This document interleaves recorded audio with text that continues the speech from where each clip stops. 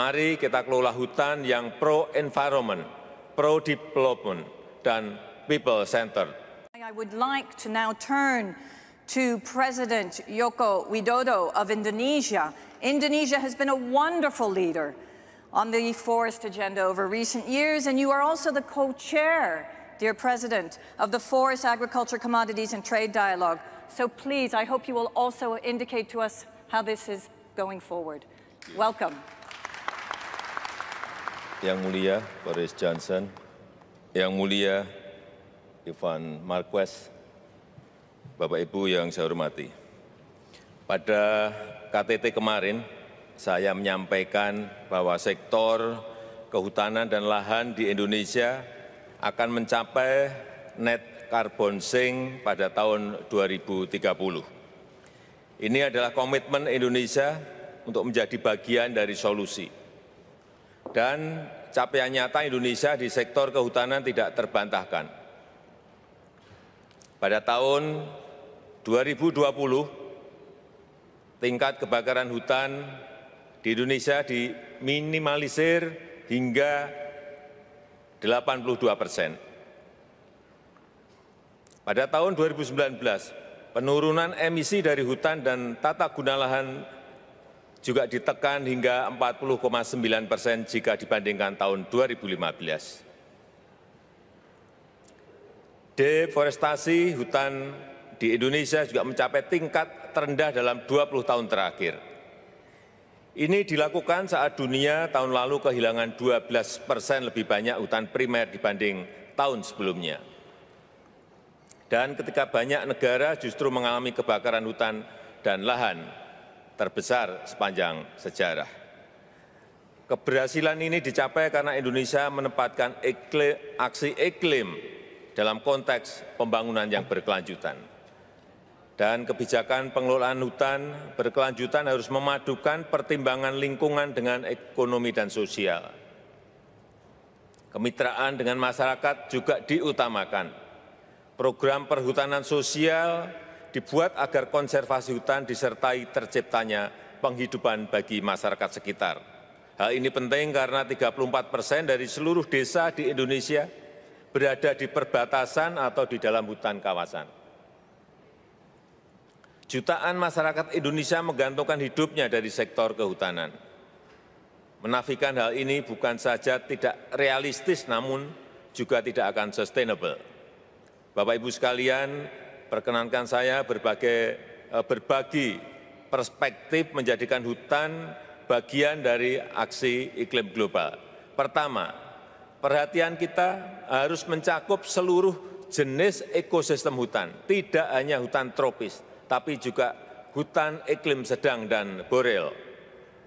Kebakaran hutan misalnya berdampak pada emisi gas rumah kaca dan keanekaragaman hayati apapun jenis ekosistemnya.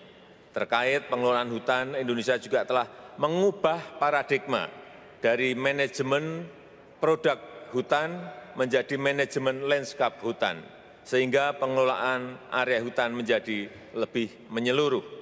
Selain itu, Indonesia juga melakukan restorasi ekosistem mangrove, hutan mangrove yang berperan dalam menyerap dan menyimpan karbon. Indonesia memiliki lebih dari 20% total area mangrove dunia, 3,3 juta hektar hutan mangrove di Indonesia, terbesar di dunia. Kedua, mekanisme insentif harus diberikan bagi pengelolaan hutan secara berkelanjutan. Sertifikasi dan standar produksi harus disertai market incentives, sehingga berfungsi mendorong pengelolaan hutan yang berkelanjutan bukan menjadi hambatan perdagangan. Sertifikasi, metodologi, dan standar harus didasarkan pada parameter yang diakui secara multilateral, tidak dipaksakan secara unilateral dan berubah-ubah. Sertifikasi harus berkeadilan sehingga berdampak pada kesejahteraan utamanya para petani kecil. Sertifikasi juga harus mempertimbangkan semua aspek SDGs sehingga pengelolaan hutan sejalan dengan pengentasan kemiskinan dan pemberdayaan masyarakat. Ketiga, mobilisasi dukungan pendanaan dan teknologi bagi negara berkembang. Komitmen harus dilakukan melalui aksi nyata, implementasi nyata, bukan retorika. Memberikan bantuan bukan berarti dapat mendikte, apalagi melanggar hak kedaulatan suatu negara atas wilayahnya. Dukungan harus country-driven, didasarkan pada kebutuhan real negara berkembang pemilik hutan. Bagi Indonesia, dengan atau tanpa dukungan, kami akan terus melangkah maju.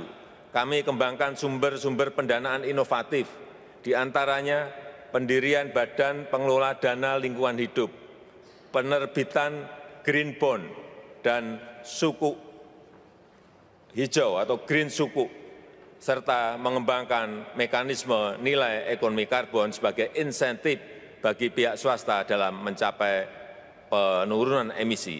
Para pemimpin, 90% penduduk dunia yang hidup dalam kemiskinan ekstrim bergantung pada hutan.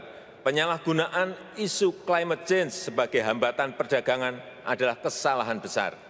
Hal ini akan menggerus trust terhadap kerjasama internasional mengatasi climate change dan malah menghalangi pembangunan berkelanjutan yang justru sangat dibutuhkan. Pengelolaan hutan dalam kerangka pembangunan berkelanjutan menjadi satu-satunya pilihan. Kami siap berbagi pengalaman dan pengetahuan untuk itu. Mari kita kelola hutan yang pro-environment, pro-development, dan people-centered. Ini adalah tujuan utama dari Forest, Agriculture and Commodity Trade Dialogue yang diketuai bersama Indonesia dan Inggris. Sehingga hutan akan menjadi solusi berkelanjutan bagi aksi iklim global. Terima kasih.